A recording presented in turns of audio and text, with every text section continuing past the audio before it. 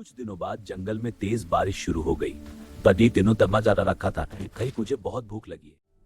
खरगोश भाई, मुझे बहुत भूख लगी है। अब हमारा खाना कम है, हम नहीं दे सकते। हिरण भाई, मुझे थोड़ा खाना दे दो। हमने तुम्हें पहले ही मेहनत करने को कहा था, अब माफ करना। चतुरी, तुम सही कह रही थी, मुझसे गलती हो गई। क्या तुम मेरी मदद कर सकती हो? गलती मान लेना अच्छी बात है, लेकिन याद रखो, मेहनत ही असली ताकत।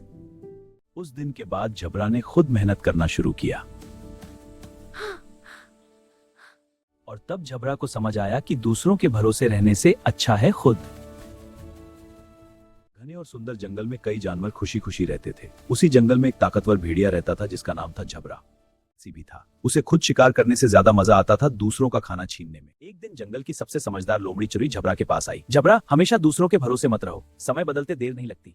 जंगल के छोटे जानवर उससे डरते थे, इसलिए कई बार वे डर के मारे उसे अपना खाना दे देते थे।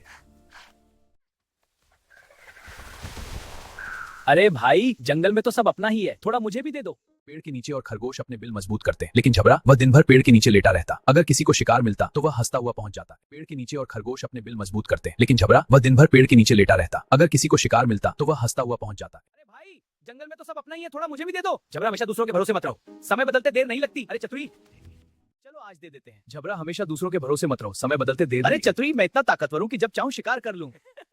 अभी तो मजे करने दो, आलस सबसे बड़ी बीमारी है। लेकिन झबरा ने उसकी बात पर ध्यान नहीं दिया। मुसीबत की शुरुआत कुछ ही दिनों बाद, लेकिन झबरा, उसने तो कभी सोचा ही नहीं था। अब वह भूखा रहने लगा, कमजोरी से उसके कदम लड़खड़ाने लगे। वह शेर के पास गया। चतुरी, तुम सही कहती थी, मुझे मेहनत करनी चाहिए थी। अब मैं क्या करूं? गलती मान लेना ही पहला कदम है। कल सुबह मेरे साथ चलो।